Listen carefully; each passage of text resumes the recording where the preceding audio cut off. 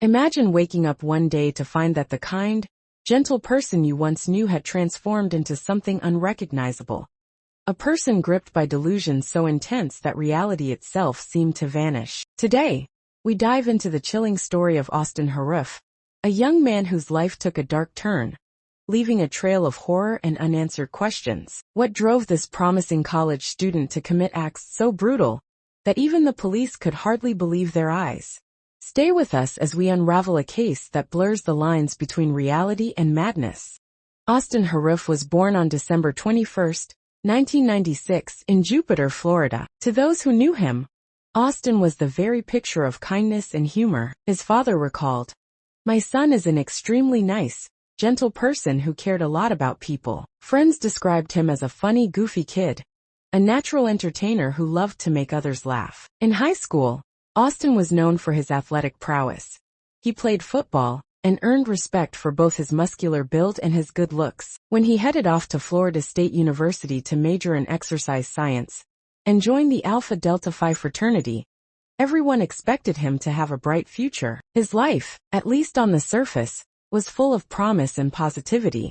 But behind the laughter and athletic success, subtle changes were beginning to take shape. Austin's college friend, David Yates, mentioned, "For people that don't know him, he seems kind of really odd to begin with." Over time, those close to him began to notice that something wasn't right. Austin's family grew worried when he started speaking of strange ideas. He once told his parents that a mysterious presence haunted their home, a presence so unsettling that he moved all his belongings into the garage. When his mother tried to comfort him, he insisted he was afraid of a demon named Daniel, and even claimed to have superpowers, comparing himself to Jesus. In one bizarre incident, he was seen drinking cooking oil straight from the bottle. These unsettling behaviors marked the beginning of a descent into a reality that no one could understand.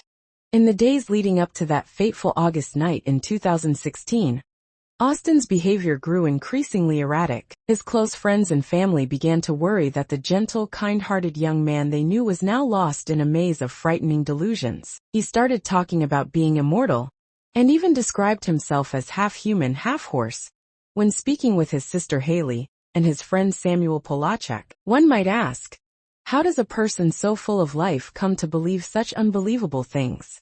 The answer, according to experts, lies in a severe and untreated mental illness. Austin was showing signs of what forensic psychiatrist Dr. Philip Resnick would later describe as a severe mental disease, a mix of bipolar disorder and acute manic episodes with psychotic features. In simpler terms, Austin's mind was spiraling out of control, and he could no longer distinguish between what was real and what was dangerous. Then came August 15, 2016.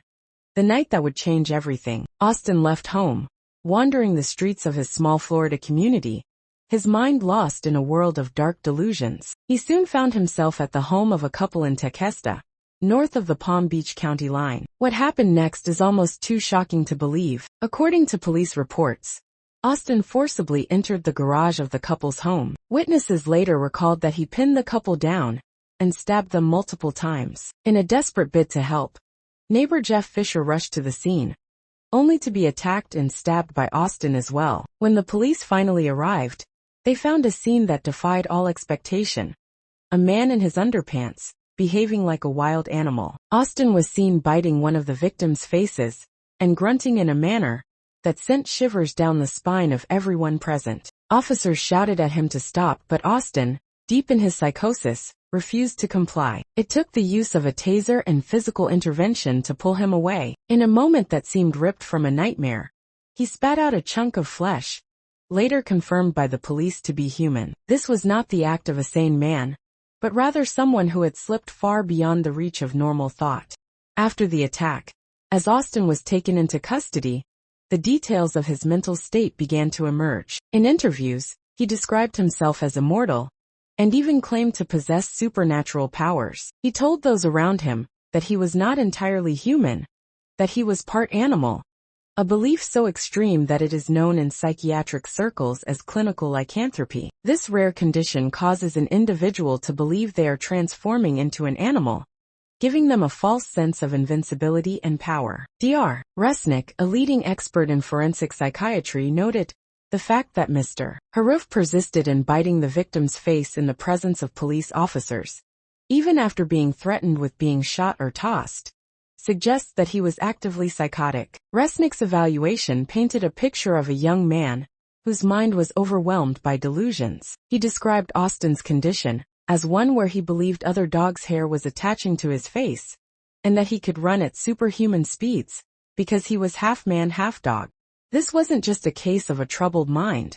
This was a mind in crisis, completely detached from reality. Investigators were initially puzzled. Some thought that Austin might have been under the influence of dangerous designer drugs like flakka or bath salts, substances known to cause paranoia, hallucinations, and extreme strength. But when the Federal Bureau of Investigation conducted a toxicology report, they found nothing. No designer drugs were detected, only trace amounts of THC, a substance far less likely to trigger such extreme behavior. The evidence, including journal entries and text messages, revealed that Austin had been struggling with grandiose delusions in the days before the attack. He wrote about his belief in his special powers, and even described his inability to see the difference between right and wrong. In one chilling exchange with a friend, he casually mentioned that he was half human, half horse, a statement that would later become a key piece in understanding his disturbed state of mind. The events of that August night left a small community reeling. The families of the victims were devastated, unable to come to terms with the reality that someone they once might have known was capable of such violence. For the families, no explanation could bring back their loved ones or heal the deep emotional wounds that followed. Austin's family, too, was struck by disbelief. The gentle, caring son they raised was now at the center of a case that made headlines across the nation. Even as they grappled with their own grief, they faced a legal battle that would pit expert against expert, fact against delusion. Their hope, however, was that by shining a light on this tragic case, attention might be drawn to the importance of mental health care and early intervention. Facing multiple charges, including first-degree murder and attempted murder, Austin Harrouf's case soon became one of the most complex in recent legal history. His defense attorneys, Nellie King and Robert Watson, made it clear from the start that they would be relying on the insanity defense. Their argument was simple. At the time of the attack, Austin was so deep into his psychotic delusions that he could not understand the difference between right and wrong. Dr. Resnick's report supported this claim, stating that Austin's severe mental illness prevented him from forming the intent necessary to commit the crimes. Further, a state-hired psychologist, Gregory Landrum, concluded that during the murders, Austin was suffering an acute psychotic episode, a decompensated state linked to an emerging mood and thought disorder. According to Landrum, Austin was so overwhelmed by his delusions that he simply could not grasp the consequences of his actions. This convergence of expert opinions, the family's hired psychiatrist and the state's psychologist, created a formidable case for the defense. The legal question became not just one of guilt, but of whether Austin could be held responsible for actions committed by a mind that was no longer in control. As we piece together the details of this case, many questions remain unanswered. What led a bright, promising young man to fall so deeply into a world of delusion? Could early intervention, or better mental health support, have changed the course of his life? And for the victims' families, how can any explanation, no matter how compelling, ease the pain of such a senseless tragedy? The story of Austin Harrouf forces us to confront the harsh reality that mental illness can have devastating consequences if left untreated. It challenges us to look at our communities and ask, are we doing enough to recognize the early signs of mental distress? Are we providing the support that could? In the end, the case of Austin Harrouf is a stark reminder of the fragile boundary between normalcy and chaos. Here was a young man who once brought laughter and life into the world, only to be overtaken by a force, whether it be a severe mental disorder, or something we may never fully understand, that led him down a path of unimaginable horror. The legal system now faces the difficult task of determining responsibility when a mind is no longer functioning normally. And as the trial has seen delays and debates over expert testimony, one thing is clear. This case will continue to be studied by mental health professionals, legal experts, and true crime enthusiasts alike. For the families, the questions will linger. For the community, the scars will not soon fade. And for all of us, it is a call to action, a plea to pay closer attention to the mental health needs of those around us before tragedy strikes.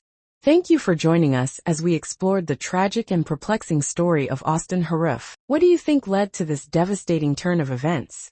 Could there have been a way to save a young life from slipping away into darkness? Let us know your thoughts in the comments below. If you found this video informative, please give it a thumbs up and subscribe for more true crime stories that not only shock us, but also remind us of the importance of mental health awareness. Remember, sometimes the most ordinary person can hide the darkest secrets. Stay safe, and we'll see you in the next video.